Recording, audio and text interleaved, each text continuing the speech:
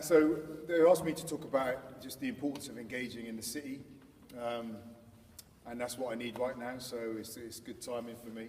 You know, we've been really encouraging people right across Bristol to really take ownership of where they live and to begin to shape it and to really lead. I mean, you don't need titles, you don't need positions. Sometimes those things help because you get resources with it, but just about taking ownership and stepping up and being known for being a leader is absolutely essential, and we need people doing that right now.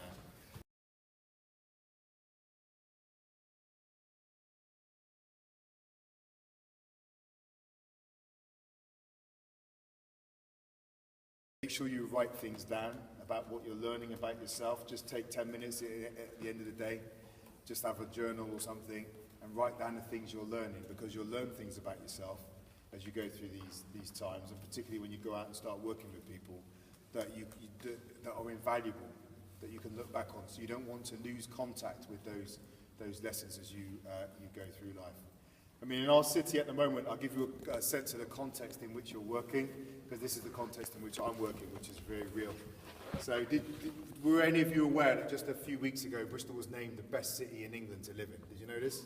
Yes. All right. So that's true, right?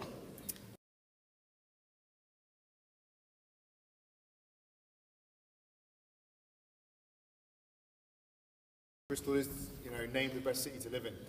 But the thing that we also have to contend with, what percentage of children in Bristol do you think grow up in poverty? Give me a number. 70. 70? No, not quite. 15. Less than that. God, you're making the city sound worse than it is. 25%.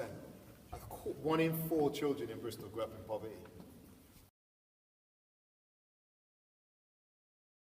So we sit in a city, this is our challenge, right? We sit in a city that's an amazing city. We have 2 world-class universities, aerospace, amazing media sector. We produce, I think it's about a third of all natural history broadcasting around the world comes out of Bristol. We're full of hipsters and, artisan coffee and organic bread. And, we've got all these things that make Bristol a really special city. People look at it, they want to invest in it. House prices are rocketing because people can't afford to live in London. They're saying, where's the best place I can live? Let me move to Bristol, I can still get to London and all that. All these things are true. But at the same time, if we're going to be real about our city, all those other things are true as well. That not everyone gets to participate in that amazing life.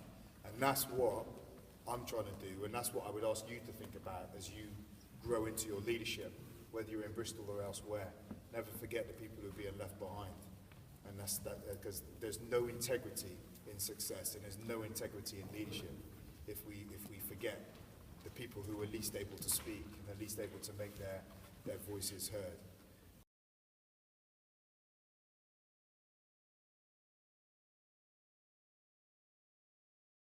But I know that you're going to get traction. For me, one of the big drives, it's a shameless plug, I mean, they're great charities, but one of mine at the moment is Clean Streets. Yeah, we've, some days, I was riding my bike down Stapleton Road the other day, and it looked like that film, 48 Hours Later. You seen that? It was like, I couldn't believe it. There was litter strewn all over the place, seagulls and nappies. And we can't live like that. If I go on College Green the day after the night before, it's covered in litter. People sit there, they have their picnic, and leave it. I don't know what's going on inside people's minds. They just leave their stuff out. And we set up a campaign which is about Bristol's clean streets, not cleaner streets, because that's like, I could be a little bit cleaner. We want clean streets.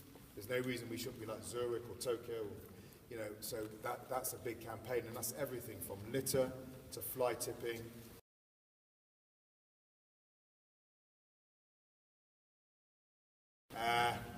So there's a number of things, right? I had a work experience in with me, and yesterday, and I got in.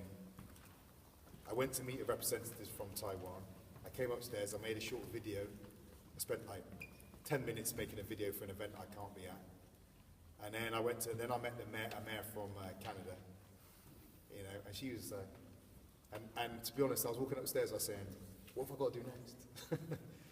And she was saying, how do you do so many things? So that is incredibly dynamic, all right? So that's one thing that's interesting, how many different things you've got you've got to do. The thing that's really shocking to get in touch with is the profile. So I still walk around like no one knows who I am. Right? I went in to get a phone in town today, and I was sitting in the shop, and some guy went, oh. And I still just feel like me, just normal Marvin, you know? So getting in touch with that profile. The other thing you've got to deal with, and it's an interesting thing for you guys, because I don't know how you grew up with Facebook, all that constant pressure. Now I get a lot of Facebook and Twitter activity, people swearing at me and all this, that and the other, and you know, so I know the pressure some of you may feel to just be on constant light. So that kind of, how you begin to deal with that kind of stuff is another interesting thing, but you develop a thick skin.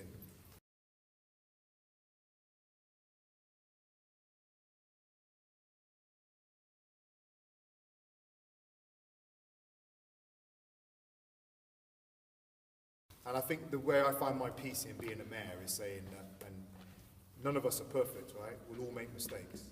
We'll all fail. That's a part of aspiration. We fail sometimes. And at the end of the time, you've got to say, I'm going to make the best decisions I can for the best outcomes I can pursue with the information I've got in the face of the challenges I've got. Some things are going to work, some things are going to fail. And then you make up your mind whether we did the right things. You have to find your peace in that. You can't find peace in trying to be perfect, because perfection doesn't exist.